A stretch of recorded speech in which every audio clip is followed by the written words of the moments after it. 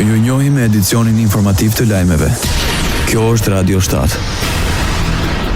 Opozita maqedonase kritikoi qeverinë se ka marrë pezullim të fondeve për programin Europian IPAR 3 për shkak të dyshimeve për abuzime me fondet. Sipas LSDM-s maqedonase, kryeministri Mickoski duhet të mbajë përgjegjësi edhe për një skandal të tillë. Skandali me programin IPAR 3 me vlerë 130 milion euro nuk është një rast i izoluar, por pjesë e modelit më të gjerë kriminal të VMRO të Pëmnes, apelojnë nga LSDM-ja maqedonase. Ministre e për ropën dhe punët të jashtme e Shqipërisë Elisa Spiropali nisi vizitën zyrtare në Shkup të Maqedonisë së Veriut, ku u prit nga ministri për punë dhe tregti të jashtme Timço Muçunski. Spiropali tha se me kolegun bashkëndajnë vizionin për perspektivën dhe vendosmërinë e përbashkët për të përparuar në rrugën drejt integrimit në BE. Spiropali theksoi se bashkë me Maqedoninë e Veriut, Italinë, Bullgarinë dhe Rumaninë na pret një punë e mirë në projektin strategjik të korridorit të 8. Besim Kelmendi kërkon lirimin nga pozita e ushtruesit detyrës së kryeprokurorit të shtetit në Kosovë. Kërkesa vjen pas aktgjykimit të Gjykatës Supreme, me të cilin është anulluar vendimi i Këshillit Prokurorial, me të cilin ai ishte shkarkuar nga kjo pozitë. Kelmendi deklaroi se nuk ka aplikuar për pozitën e kryeprokurorit të shtetit dhe ishte kërkesë e anëtarëve të Këshillit ta pranonte propozimin e ushtruesit të detyrës. Kërkesa ime për të më liruar nga pozita e ushtruesit të detyrës së kryeprokurorit është një reflektim i vullnetit tim për të mbështetur reformën në sistemin prokurorial, thuhet në deklaratën e Besim Kelmendit.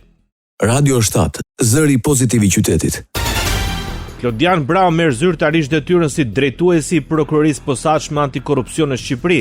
Pasi mori mandatin nga paraardhësi i tij Altin Dumani, Brau angazhohet për të mbrojtur pavarësinë e SPAK dhe për të forcuar besimin e qytetarëve. Në ushtrimin e kësaj detyre, fokusi im, siç edhe kam përmendur para këshillar prokurisë, do të mbetet forcimi i funksionimit të brendshëm, respektimi rigoroz i standardeve ligjore dhe garantimi i pavarësisë së prokurorëve të posaçëm në ushtrimin e detyrës. Byroja kombëtare e hetimit dhe sektori i hetimit financiar janë shtylla të rëndësishme të SPAK-ut. Bashkëpunimi i ngushtë dhe i bazuar në besimin reciprok mes prokurorëve dhe hetuesve do të vijojë të forcohet, duke synuar hetime më cilësore dhe rezultate konkrete. Në marrjen e detyrës, kreu i prokurorisë speciale kishte një falënderim dhe për paraardhësit e tij. Marrja e detyrës më shumë se një moment simbolik është angazhim për të respektuar kushtetutën dhe ligjin, për të mbrojtur pavarësinë e SPAK-ut dhe për të forcuar më tej besimin e qytetarëve. Dëshiroj të vlerësoj paraardhësimin e detyrë zotin Kraja për kontributin e tij në momentet e vendosjes së burrëve të parë të institucionit për të marrë formën që ka sot, si dhe zotin Dumani për guximin dhe integritetin e tij duke forcuar profilin e SPAK-ut dhe duke rritur besimin e publikut. Apeloi Klodian Brau, drejtuesi i prokurorisë speciale.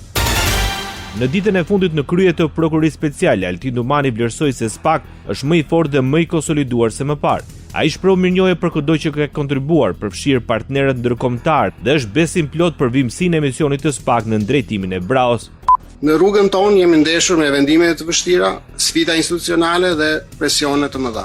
Në çdo hap kemi punuar me integritet, profesionalizëm dhe vendosmëri. Sot mund të them me bindje se SPAK është më i fortë, më i konsoliduar dhe më i besueshëm se më parë. Këto arritje janë rezultati i punës së palodhur të të gjithëve, prokurorëve, oficerëve të byros kombëtare të hetimit, hetuesve financiar, ekspertëve, stafit administrativ, kabinetit dhe të çdo punonjësi që ka kontribuar me ndeshmëri dhe kuraj.